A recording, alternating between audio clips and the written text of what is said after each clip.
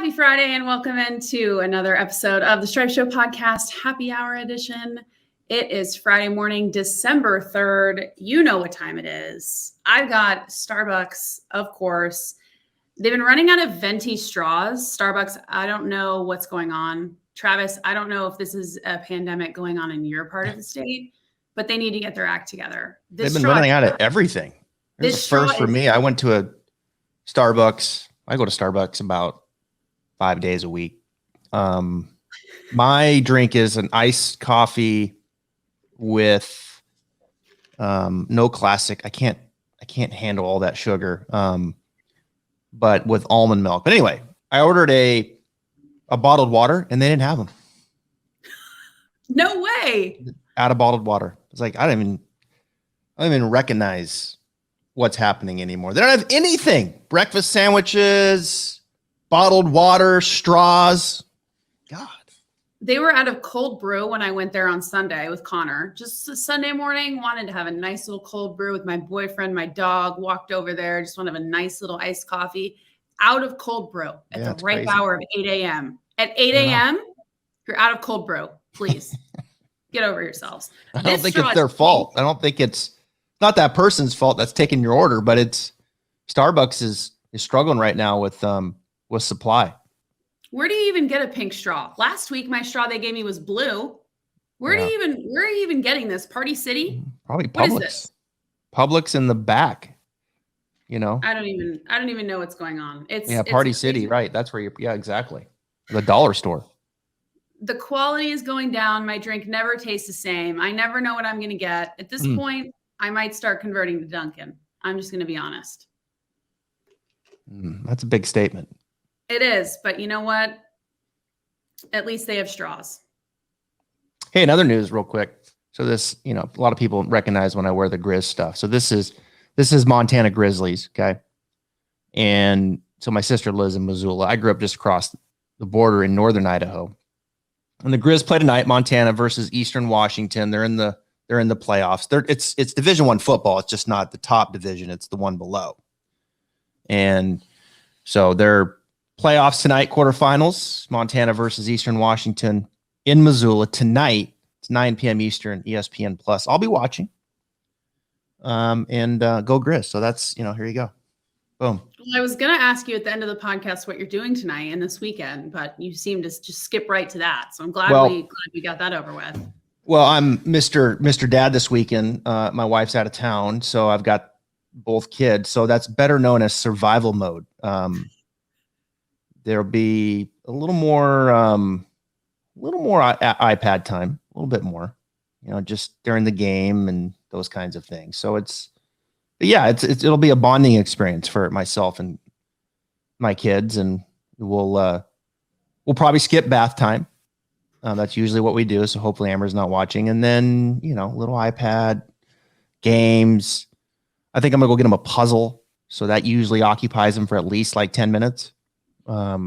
Just so I can have some, a little downtime. So that's the key. You got to spread it out. Like you plug in, be present, play, boom, boom, boom, and then have a little downtime, and you just kind of spread that out, because it's 2-on-1. And now, see, they're 7 and 6. They're old enough now where they can start game planning against the other. Oh yeah. So it's a different game now. They're thinking together. I can see them. Eye contact, whispers. They have these little walkie-talkies. Like, what are you guys talking about? Nothing. Oh, okay. Oh, yeah. It's game over for you. Speeds just had a kid, right? Speeds did?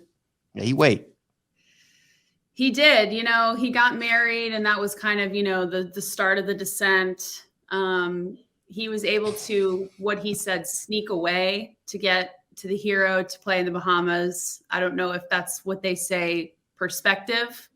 That's the word that they like to throw out around these days.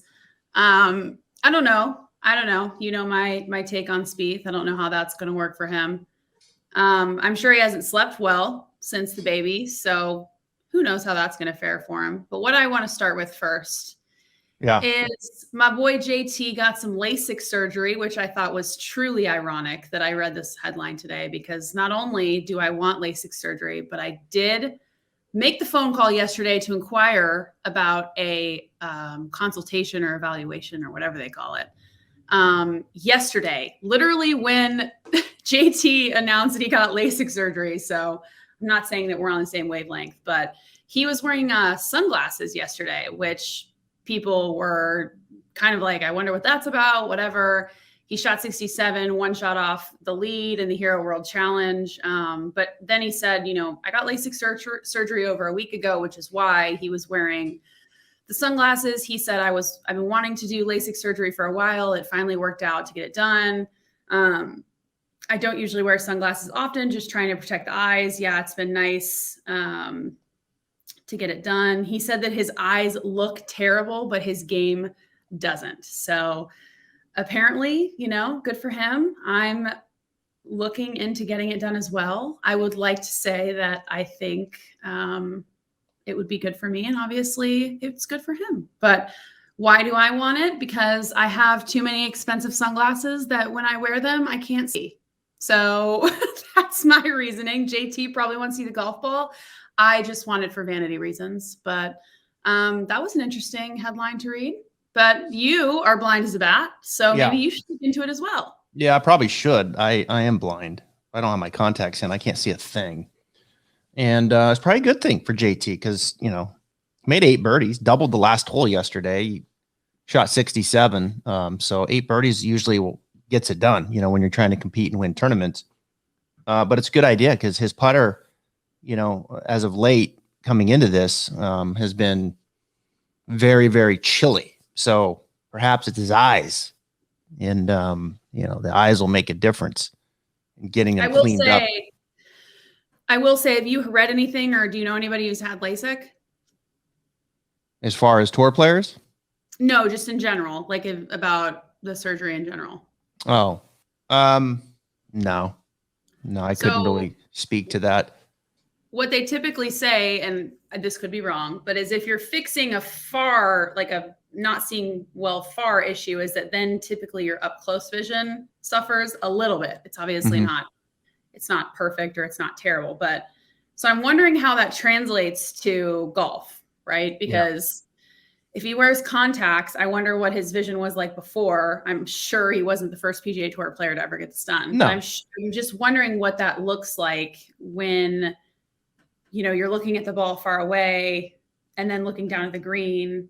I just wonder what the difference is that he's seeing, because it is a pretty immediate surgery. Like I know people who just walk out of the room and can immediately see pretty well. So I'm just curious what that's like. The article I read was pretty short on Golf Channel, but I wish he would have elaborated on that a little bit more.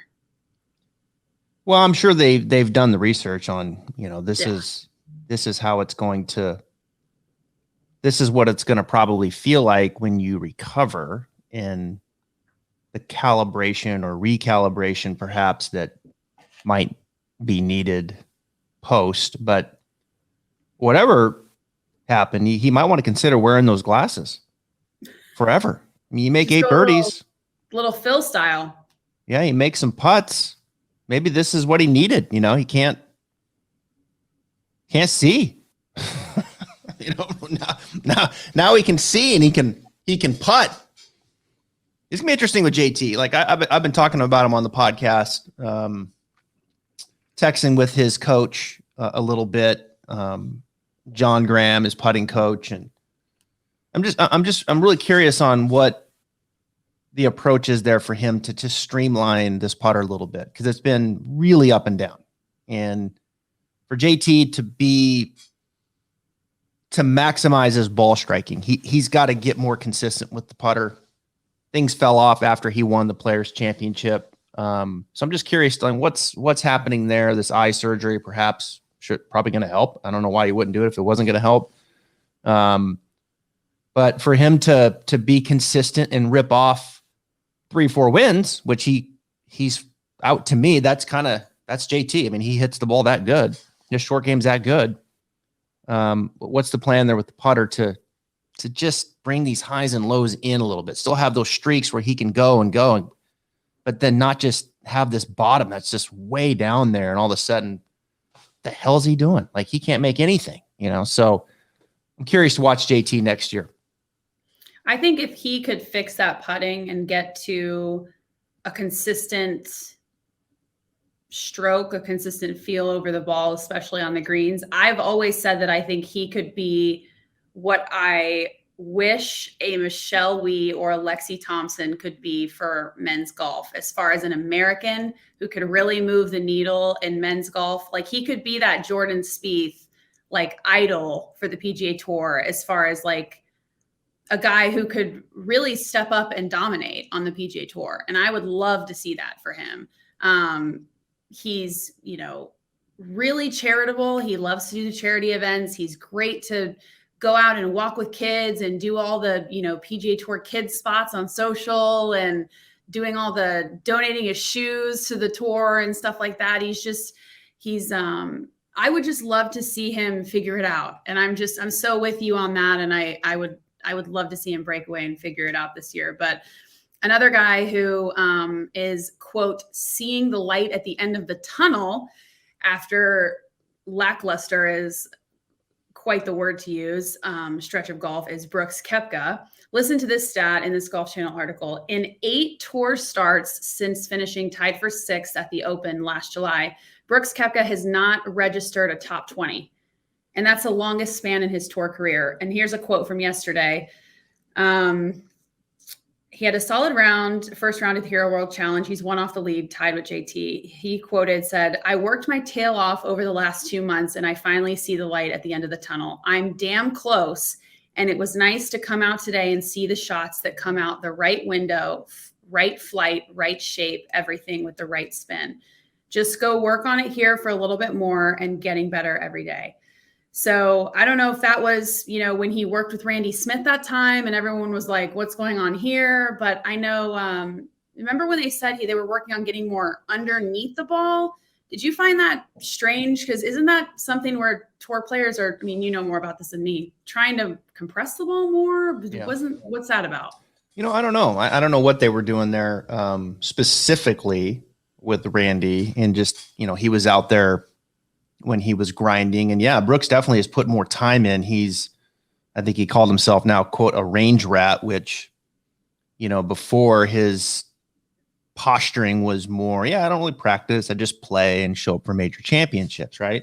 But now, he did lose his game. And I talked about it a lot. Like, he did lose his game, and he separated from his longtime coach, Claude Harmon III. And, I think as he worked through that, some habits probably, showed up, and he started to kind of spiral down a tough stretch. His putter wasn't very good, and when you're not hitting it good and you're not putting good, then that's what happens when you go, let's see, in October, he goes 67th, 38th, and then back-to-back missed cuts in November.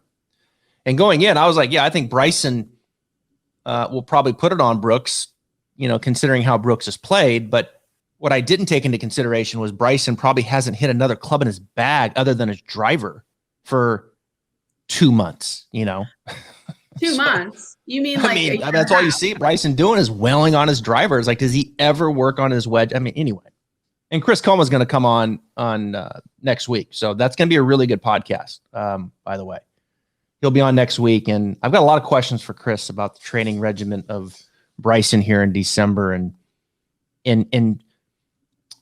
is he committed to the other parts of his game to take that next step and really be dominant? Because he can be dominant. He can get to number one the way that he drives it and puts it. So anyway, Brooks is, they're going to figure it out. New equipment, and he's starting to figure it out. And when he does, we know Brooks is one of the best players in the world. So his iron game looked much better yesterday. He made some putts. Let's see if he can keep it going here. But the new equipment stuff seems to be pretty seamless at this point. Yeah, he made a comment during the match saying, that the driver was the best he's ever played in Strixon. And I thought that was a testament to how he feels about the Strixon equipment change, which is interesting. And going back to Bryson, God, that was painful to watch him putt in Las Vegas. It was like I had to turn away from the TV. Yeah. I was like, you can't even make a 4-footer. Like, this is not good. So I don't know. I don't know about Bryson right now, but Tiger is still hitting balls on the range, which I saw a tweet that said it's like watching an NFL coach warming up on the field before play. Like he's not even playing in the event, but he's just out there ripping balls next to a cart. Right. Like just, hey, I'm still here, everyone. Look at me. Hilarious. Yeah. Doing it for the clicks. Gotta love it. Oh, yeah.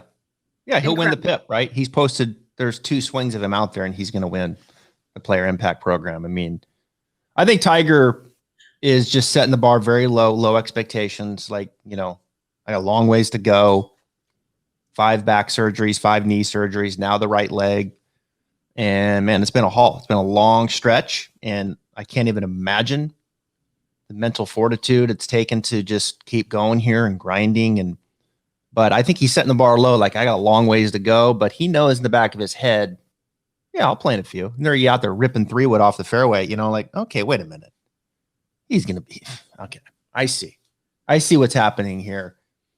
There's no question in my mind he'll play in some tournaments next year. When, I don't know, but he's on his way back. Yeah, I think it's been from that press conference earlier this week till now, just seeing him, like when you talked to Brett McCabe yesterday, he had a very good point saying that watching Tiger come back to the joy of the game. Yeah. It's just, even in this past 4 days has been really fun. Right. Yeah. So it's been really interesting seeing him smile again, since we haven't seen him period in 8-9 months. Right. So it's just been a joy for all of us who, watch Twitter, watch Golf Channel, watch everything golf media every day, to have this much of him when we haven't had him in so long. It's just been a real treat, especially at his event with the, many of the world's best players. So it's been pretty exciting. As weird as this might sound, I think it's for the sport, seeing him, it's one thing to see him at the event talking at the podium. That we know drives clicks. But the fact that he hit balls, I think just takes it to an entirely another level. That because Tiger, I watch a lot of sports shows, and these sports shows don't talk about golf ever. And then all of a sudden there's a golf segment, and it's Tiger. He's at the podium talking, and he hits a ball. And it's like, I don't know, it just kind of hits you differently, right? Oh, there's Tiger. It's great to see him. He's smiling. Okay, wait a minute. Did he just rip a fairway wood? It's like your mind just starts going to a whole nother level of wow. So I don't know. I think it's huge, the fact that he's out there hitting balls. It's amazing. It really is, to think all the stuff that he's been through, the physical challenge, not just the physical challenge, the mental challenge. I mean, like he said, yeah, it's just nice to go outside and feel the sun. I mean, it's tough. I mean, it's the one thing Tiger knows how to do is rehab. I mean, he's been through it. He can talk to you about that a little bit, but it sounds like this right leg, whole nother level of rehab, I'm sure, because you get down to that ankle and and just the whole leg down into what he did to that foot. There's got to be a lot of painful days, I would imagine, in rehabilitation. But here he is. He's standing up. He's ripping fairway woods in December. It's like, damn. Yeah, it's exciting. I mean, the sport's in a great spot. It really is, heading in the next year. Lots of cool storylines. I mean, we have to address the elephant in the room about the whole Tiger thing. I mean, are we going to talk about the fact that his arms look maybe bigger than Bryson's? Yeah. And Bryson's in the gym every day, and Tiger's been bedridden for 10 months? Like, what? Well, he said that the crutches, his triceps were jacked, right? I was thinking about just going to buy some crutches and just start limping around and, So he looks big. Who's going to anonymously Amazon Prime Bryson some crutches? Trust me, Bryson's he's probably got the crutches, and they're weighted down, and and someone's videoing him as he's walking to see what his right arm, they're probably in 3D measuring that. Yeah. That's too good. I saw them side by side, and I was like, dang, Bryson's got some work to do. There's no way. I'm sorry. Tiger won't be that big when he plays. that picture that Bryson posted in his hotel room the night before the match, there's no way. And I'm not saying that Bryson, I'm sorry, but Bryson probably doesn't know how to use Photoshop. There's no way that Bryson's abs look like that and his arms are that small. There's just like no way. Like proportionally, I mean, come on. I don't know. You know, guys usually skip leg day. You know, they usually skip leg day and just get, you know, they want to do buys and tries and shrugs and like. What was that? Can you do that again? Bryson's funny, man. He's a damn trip. He's great, captivating, interesting. You know, I have to think to myself, like, how many beverages I would have to make the decision to take a picture of me with my shirt off, flexing my abs, and then actually post it. Like I've done some crazy shit, but that would take, that'd be a lot of alcohol for me to get to even consider. But you're missing so many steps though. You're missing like the lotion on the body. You're missing the self timer on the phone. You're missing having an Android, first of all, period. You're missing like being alone in your hotel room in Las Vegas at like 9 p.m. before the match, first of all. Like, yes, there's taking a picture of yourself. That's all good and well. But all the other things make it like so much more cringeworthy. And if he did have somebody else take it, think about like how much even worse that is. Yeah.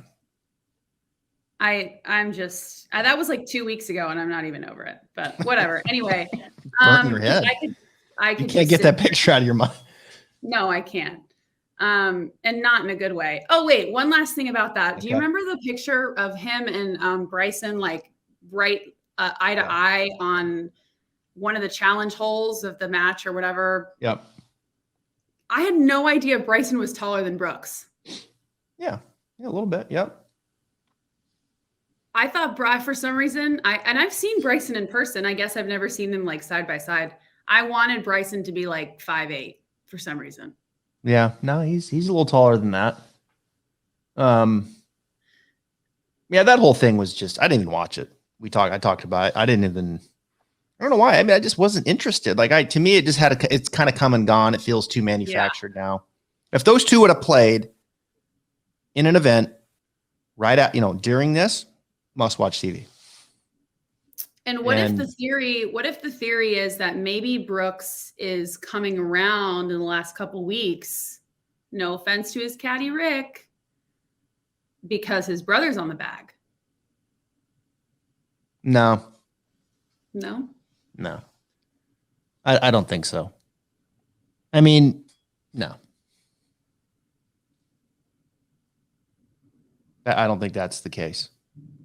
I think Brooks genuinely, from a technique standpoint, was going down the wrong hole. And I think he's worked hard to kind of get himself out of that. I think it's all technique based, ball striking. Probably, if I had to guess, probably leaked into his putter a little bit. And now he's, we see it all the time. Like a lot of guys, sometimes like it works where they're a really good putter. And then their ball striking gets so bad that all of a sudden now the putter has so much stress on it, then their putting kind of falls. Like that was Spieth. And then, the other way it can work, or it can work that way too. So I think for Koepka, it was technique related for sure. Okay. Yeah. Okay. Well, coming down to one of our last topics here, and we've got some takes. The Saudi event. In a couple months, parallel to the Weiss Management Phoenix Open. Yes. We've got some takes from coming up. Yes, Colin Morikawa and Xander. So let me read you the quotes first, and then we will discuss. So both Colin and Xander were asked yesterday on Thursday where they stand on playing the Saudi event in a couple months. Obviously, there was the list of players released of who's committed. Do you have that up, Travis? The release of players that are committed to play in Saudi Arabia. Yeah. So in that event, yeah. So right now, the committed players in the Saudi Arabia event, which for the record is not part of the European Tour anymore. This is now part of the Asian Tour. So Phil Mickelson's there, Dustin Johnson, Graham McDowell, Abe Ancer, Westwood, Fleetwood, Stenson, Nah, Kokrak, DeChambeau, Garcia, Terrell Hatton, Paul Casey, Duffner, Lowry, Neiman, Oosthuizen, Xander Schauffele, Adam Scott, Henrik Stenson, Varner, Bubba Watson. Okay. Pretty big names there. Yeah, good list. It's February 3rd through 6th at Royal Greens Golf and Country Club. And in the Hero World Challenge yesterday, a couple of the players were asked about it. Colin Morikawa was asked where he stands on playing the event. His response here was his quote, "I think at the end of the day, all we're trying to do is grow the game. So what's going to be the best for us professional golfers to grow the game? How do we create this outlet that's not just for a US market, but is global?" Interesting take. And then Xander was asked a similar question. He was asked if he has a problem with the PGA Tour telling him he can't play anywhere else. His response was, "I mean, yeah, I feel it's very absolute. I feel like there just needs to be some sort of counter in the way certain things work. I mean, I'll try and do what I need to do, and they'll tell me what I can and can't do at a certain point. But I feel like they need to counter. They can't just tell me, no, you can't do this, then kick rocks. That's not really how I want to do things," end quote. Tiger said his alliance is with the PGA Tour earlier this week in his press conference. And as of right now, the PGA Tour is still deciding if they will allow at least 25 of its members to play that Saudi International Tournament. As Travis just listed the players, the tour spokesperson told golfchannel.com that they have not granted any conflicting event releases yet, and they can do so up until 30 days prior to the first or until the event. So that will be interesting, but listen to this. This is from the Golf Channel article. It says players are required to obtain a conflicting event release to play tournaments that aren't sanctioned by the tour. And there was speculation that when the European Tour dropped the Saudi International from its schedule earlier this year, that the PGA Tour might deny the releases. But again, the PGA Tour has up until 30 days before the event's first round. And right now they're still deciding. Right. So Travis, what's your take on Colin and Xander's comments here? I think, first and foremost, there's a lot there to unpack. But I think first and foremost, the players right now have the most leverage that they've had perhaps ever. Certainly Xander and Colin, who are relatively young guys. And the leverage is that there's a competitor at the table, right, that's trying to compete with the PGA Tour. And the PGA Tour, up to this point in their career, had no competitors. The European Tour is not a competitor. The European Tour has been stripped down. All those players have moved to America. And the European Tour smartly aligned themselves with the PGA Tour. And now they've made it the DP World Tour, which positions the PGA Tour more globally. So there has been no competitor. Now all of a sudden there's all this money at the table, right? With this, and there's two different leagues, which I talked about. There's the Premier League, totally separate.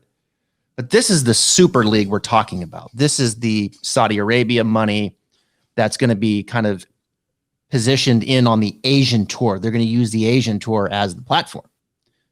And so here's this competitor, right, on a global stage that they've never had before on the PGA Tour. And the PGA Tour has had to make some, they've had to make some moves. They've made some really big moves.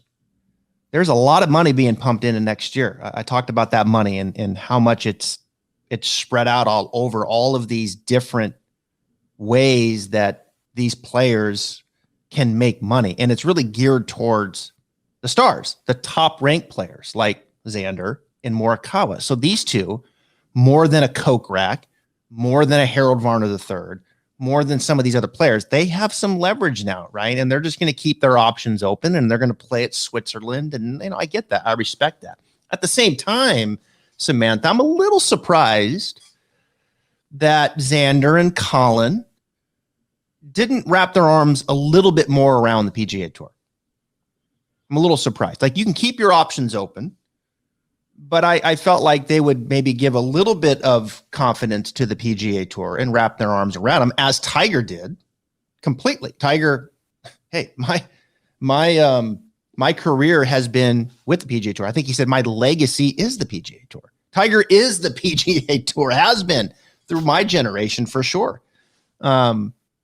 So, you know, with Tiger's stance, we know Rory's kind of backed out and said, no, I'm not going to play. You know, he's in line with the tour. Those are big statements for the tour. Tiger saying that, that's huge.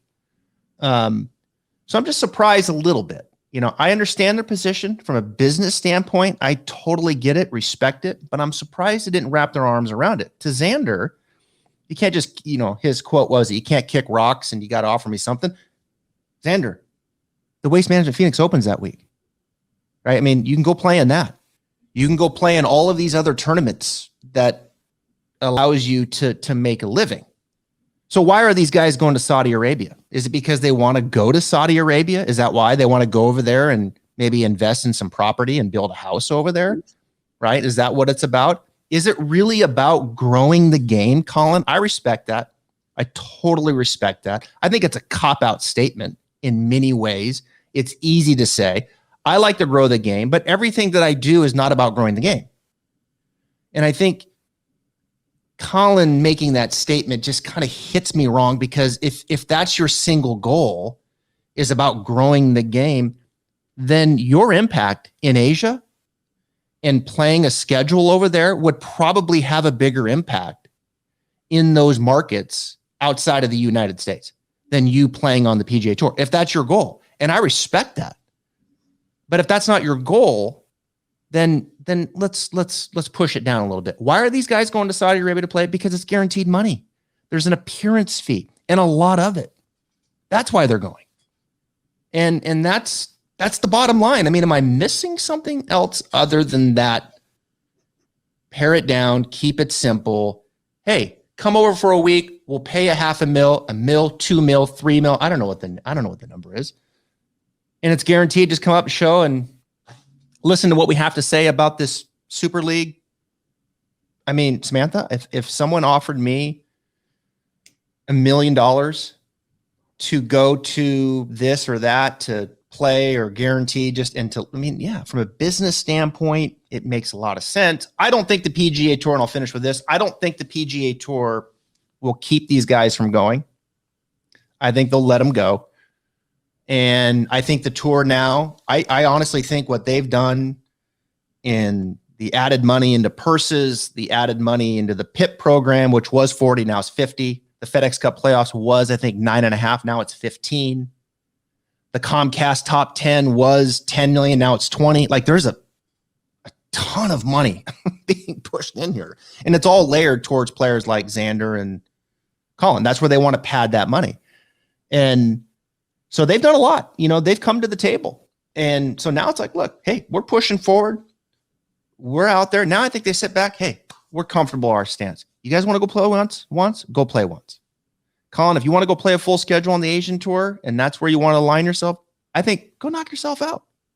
Because I think the tour is so strong and they've made the steps now, like, have some confidence in what you've got. You've got enough guys. I'd be surprised if the Super League is going to get enough guys full time to play 18 events or whatever it is over there. Let's be real. Maybe they do.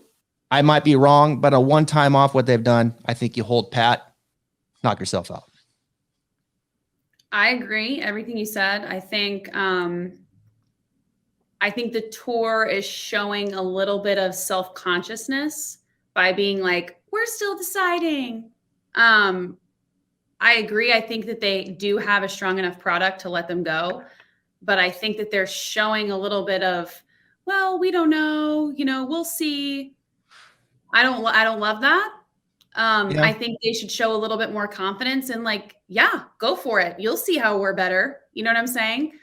And my problem with this is that these players knew exactly what they were getting into when they got their PGA Tour card and they became professional golfers, and they knew that they weren't going to get guaranteed money like the NFL players and the NBA players and all these other sports do when they sign up, or they, get guaranteed money to be salaried team players for a sports franchise with an owner, right? They knew that they are independent contractors playing for themselves with different sponsorships for apparel and equipment. And they knew that that's what they were getting themselves into. This is not something that's changed in the past year, in the past 6 months, in the past 5 years, in the past 10 years. This is not something that's changed. So why all of a sudden is this an issue? Why are we all of a sudden throwing our hands up in the air and saying, I want more money? All of a sudden, this is an issue because somebody raised it to our attention. But if nobody would have made it an issue, nobody would have raised a flag saying, you could be getting more money. Nobody would have ever said anything about it. You would have never done anything about it. You would have never you would have never started your own tour to solve the issue that you didn't even know was there. So now all of a sudden you're going to pitch a fit about it, throw your own tour under the bus who made you the star that you are, right? I have an issue with that personally. Yeah. I think it's a fair take. I think what is different is there's competition now. That's what's different. And the competition, and again, for those that follow the podcast, I've been talking about this a great deal and soapboxing on the fact that I think this competition will strengthen the PGA Tour in the end. And, competition generally is a really good thing in life, right? And in business. And let's face it, the PGA Tour, there is no competition, without the European Tour. The Asian Tour is, historically is not competition. The Australian Tour is not competition. I mean, they, can have their alliances and whatnot, but the PGA Tour is a 10,000 pound gorilla. It is it. And now there's competition. We want to come in and we're going to attack what we see as weaknesses and try to rally up the top players in the world to come over and attack those weaknesses and see if we can gain some market share with that. So I understand where they're coming from. And I think when you're throwing around that kind of money, then people listen. And now players can listen, and as business people and as independent contractors, they can use it as leverage. And that's, I think, is smart. I mean, I think you have to do that. And it's like being an employee, at a place and you're making X amount of money, right? And then all of a sudden someone calls you and say, hey, we've been kind of scouting you and we want you to come to work for us. And here's who we are, and we'll pay you double X. Right? And you're like, whoa. Okay. So do you just nah, I'm cool. I'm good making, or do you like, hey, gosh, yeah, I'll listen. It's kind of, that's kind of the same thing, right? Yeah, I'll listen. And yeah, this is what we do. Yeah, that's free pay. So now you go to your boss and you're like, gosh, I got this offer. I'm going to take it. They're like, what would they offer you? Double X. Let me make a counter. Can you give me 24 hours? Right? Like in the basic terms of business, that's what's happening here. PGA Tour counters 9.5 now to 15 million in FedEx. We're going to expand the WGC. It's going to be something different, but we're going to expand it around. There's probably going to be like a 4 to 6 tournaments, guaranteed money just for the top players. All of this, Samantha, is really about probably 15 guys at the end of the day. That's all this is all about. I mean, in all due respect, this is not about Jason Kokrak. This is not about Kevin Na. This is not about Harold Varner III. It's not about them. And now they're going to benefit. They're going to benefit. Right. But this is about Rahm, McIlroy, Phil, he's 50. I get it, but he's a big name, second best player of our generation, huge following. This is about DJ. This is about Spieth. This is about JT. And this is who Brooks, Bryson, Xander, probably Cantlay. There's 10, 11 names right there. It's about 15 guys.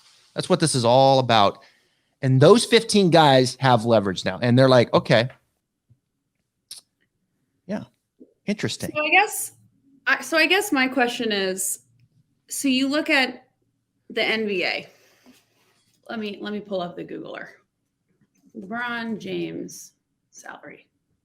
$35 million this year, guaranteed. 1-year contract, I think. 2022, 41.1 million. All right, so it's up. So he does a 1-year max. So it's probably, it's went up. So it's 41 mil. Yeah. 41 million. Okay. So what do these players want to happen? Do they want the PGA Tour to take the top 15 guys, put them in a room going into next season? And do they want to have a bidding war and have guaranteed money and then it just doesn't matter how they play? And then at the start of the next season, it goes to, and then the next top 15 guys sit in the room like that. I mean, does that really make sense? Yeah. I mean, I think it does in that, if you're going to sell the tour. What's the point in playing well? What's the point in practicing? Well, the point is, you got to play, right? You got to play and you got to be there. But if the tour is going to use, if you're one of the stars of the PGA Tour and your name is associated to that and it's out forward facing with these sales pitches to partners, right? Because when you say PGA Tour, we'll say, well, here's what you get in these eyeballs. But what is the PGA Tour? It's the players, right? So who are the top players? These 15 guys. And the hard part, when you sign up, you don't know if those 15 guys are going to play. Like, that's the hard part. So you don't know if they're going to play, and you don't know if they're going to make the cut. So there's a lot of risk there, right? And that's one of the things with these super leagues is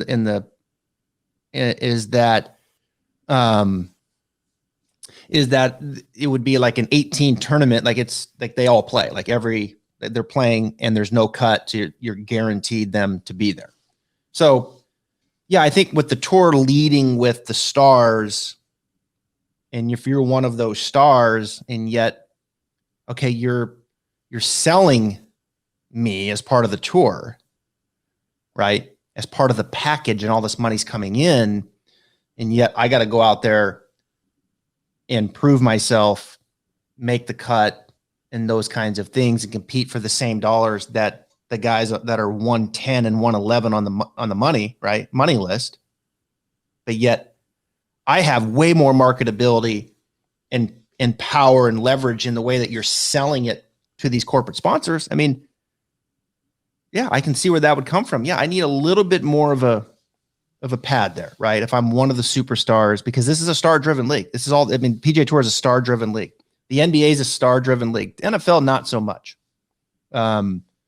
It's a star-driven league. Without the stars, you can't sell it, right? You can sell it, but it's not going to be for what the numbers they're selling it for right now, right? If it was, then you would just sell the Korn Ferry Tour. Korn Ferry Tour doesn't have Rahm and those guys. So, yeah, I think just moving the needle this way some, and that a little more money in there for these superstars that they're playing for and padding that, I think makes a lot of sense. I do think in the end, Samantha, and I'll finish with this. I think in the end, what's going to happen here is there's going to be, and it's probably 2, 3, 4, 5 years down the road, I think we'll have up here, let's just say it's the PGA Tour, right? And the PGA Tour is going to be made up of your, maybe they'll call it, maybe it's maybe it's the DP World Tour. Maybe the top shelf is the DP World Tour. And it will be 12 events, best players in the world, right? The top 50, and they play in those events, guaranteed. Guaranteed money, top purses, right? And then underneath that will be PGA Tour, European Tour, like you'll have your others, or maybe it's the other way around. I don't know, but there's going to be the top one, and the PGA Tour is going to run it, but it's going to be your top players, guaranteed money, 12 events, race to the FedEx Cup playoffs. And then underneath that, there'll be these other events that you can play in where then you bring in all the other members, right? And you go to Hilton Heads and you go to these other things, and that makes up that. So that's where it's going. When we get there, I don't know, but I think in the end, it'll strengthen the tour because it's going to pad the star. And the star needs to be padded a little bit right now, I think. And I think that's an okay thing. I just like to see them wrap their arms just a little bit more and just give me a little squeeze right now, Xander, Colin. Give them a little squeeze, the PGA Tour, just a little. I think, the last thing I'll say is that I think the younger guys, and I don't know, this is just from the statements that I've read. Obviously, haven't talked to them or anything, but I think they're falling a little bit into this is what I think I'm supposed to say, and this is what I think I'm supposed to be mad about, right? Like, this is kind of what the people in the 20 and 30 somethings are doing nowadays. So this is what I'm supposed to say, and this is what I'm supposed to feel, and I'm not really thinking for myself, and this is just what I'm supposed to do. But let's not forget who made you who you are. Let's not forget where you came from. Yeah. Let's not forget, who made you all the money you have and where you got your start. And, let's not forget what you signed up for, and you knew exactly what you were getting into. And I'm not saying that maybe there's not something to look at in Saudi. Sure, maybe there is, but I don't know. There's just something doesn't sit right with me about it. And it's uncomfortable. Competition pushes you, makes you think differently, and that's where we're at. I think the last thing here is all these guys have sponsors too, and they pay them a lot of money, and these sponsors want eyeballs. So, that weighs into this, right? We're paying you a lot of money for this and this, and now you're telling me you're going to go play over here. Okay, 1 off, fine. 2 off, fine. But where are the eyeballs? And Colin, where are the best players in the world, to his point, on the PGA Tour? Like, I don't think the field of Waste Management is going to be that much different than the field at Saudi Arabia. In fact, from top to bottom, I guarantee it'll be stronger on the PGA Tour. Brooks won the Waste Management last year. JT was there. Spieth was there. Finau plays there. Webb plays. I mean, it's like, so what's it about? It's about money. That's what it's about. It's not about growing the game. Come on, spare me. Well, I want to know what channel these tournaments are going to be on, and if they need a broadcast team, you know who to call. Yeah, I gotta go. I gotta start having a beer. I'm gonna start drinking right now and take a picture with my shirt off later. You gotta go kid-proof the house. Yeah, right. Go take all the light bulbs out of the lamps for when they fall over later. Yeah, right. All right, Travis. All right. Good stuff. Weekend. Good conversation. Thank you, everyone. Go check out the memberships. Travis Fulton Golf /membership. Have a great Friday, everyone. Check it out. Thank you for joining us for another edition of Happy Hour. Have a great weekend. We will see you on Monday. Cheers. Make it a great weekend.